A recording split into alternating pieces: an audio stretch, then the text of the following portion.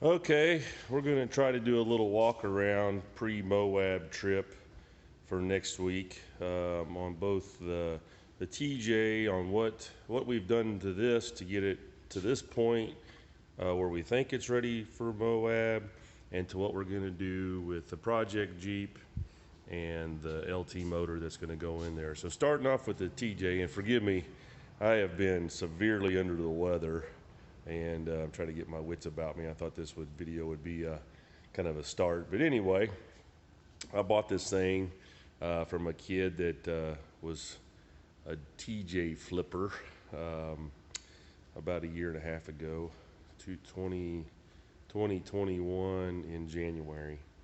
Had 96,000 miles on it, had a Pro Comp 4-inch lift, 33-inch tires, and that was about it. Rhino lined on the inside, carpet was gone, but the frame was really good. The body was really good. There is a dent up here in the front, which kind of like me and my buddy Kevin say is we're waiting to tear that off before we replace it. We've been pretty hardcore wheeling and haven't torn anything off yet. So what we've done to it, Gene and I, we got rid of the Pro Comp shocks, put Bilsteins on it, which made the ride a lot better. We did an SYE, slip yoke eliminator kit. We did that in-house. Put a longer rear drive shaft on it, changed the upper control arms on the back to get the pinion angle right for the longer drive shaft, which is up under there. We did put an MBRP exhaust on it. We did put these rock sliders on it, which also work as steps. So I thought it would be for Jean to get in there. She crawls right in it. I actually probably use it more than she does. I did put some carpet on the inside just to and some insulation on the floor to kind of keep the heat off of us a little bit. We did a stubby front bumper. We did get a Harbor Freight Badlands winch to put on there. We've actually used it quite a bit, pretty happy with it. The Rugged Ridge bumper has been outstanding. Haven't had to use the toe rings yet. Bought some used tires from Freedom Off-Road Club, Texas Freedom Off-Road Club, yeah, out of Abilene. Young man had them for sale. Got a good deal on those. We did buy some wheels to put on there, including the spare. So that all worked out good. We are doing the interior enough. Let me get my flagpole off here it's kind of humid. I think everything's gonna fog up. But we did bags up on each side. We got a fire extinguisher, we got a first aid kit, we got lighting, we got spare tools, we got spare parts, we got a cooler, and we are ready to take this bad boy to Moab. It is gonna go just like it says. So pretty happy with it. It's got about 101,000 miles on it now. I did re-gear it. It had the stock 307 gearing. It would even pull the 33-inch tires in 5th gear. It would only downhill if the wind was blowing the right direction and you were already going 70 miles an hour. Now it runs 75 and 80 miles an hour just like a car should. Pulls those big tires just fine. It's not gonna outrun anybody in a drag race, but it gets down the road. I wouldn't be afraid to drive it anywhere. At least just a tad bit of oil and just a little bit, not much at all. Otherwise, the air conditioner blows cold. Top works really good. We pop that top down. We do got a, what is that, a headliner, whatever you want to call it, sunshade. Keep us from getting our bald heads burnt.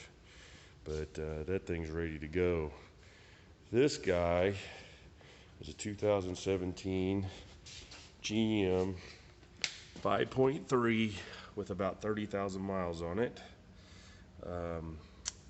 It's got an 8-speed transmission, already 4-wheel drive. I am going to have a transfer case for sale here pretty quick.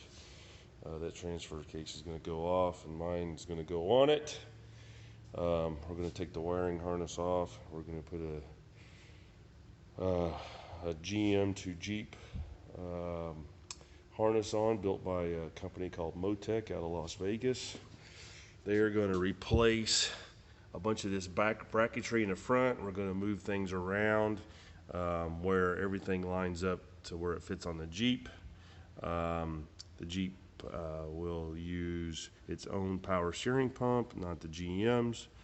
The GM AC compressor will be adapted to work with the Jeep.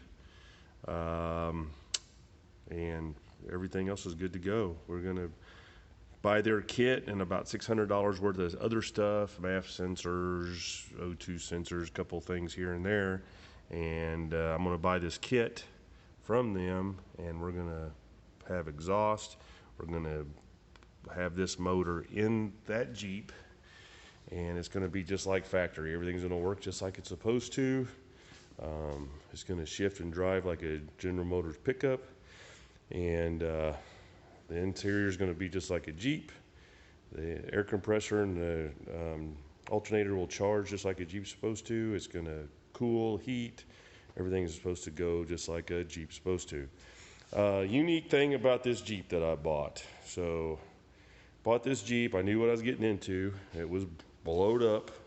I slapped some heads on it, as everybody knows, and we've been driving it. I've got not quite 2,000 miles on it. Got my son and daughter-in-law's tires and wheels on it. I did some trading, and they ended up with my JL wheels, and they look pretty cool on it. So this thing's going to get some 35s, maybe some 37s. But when I bought this, it had a rebuilt title. No big deal. It's rebuilt, not salvage. I do have it licensed. It is street legal. Everything works. No engine lights. It's emissions. Everything's good. I got all the exhaust leaks fixed. It is just like it's supposed to be going down the road. However, somebody adapted this from a two-wheel drive Jeep to a four-wheel drive Jeep. And I didn't learn that until after I had purchased it and did a bunch of work to it. And that's no big deal. It really isn't. Four-wheel drive works like it's supposed to. Everything works. They did a really good job underneath. They got the Dana 30 axle under it. Really nothing bad.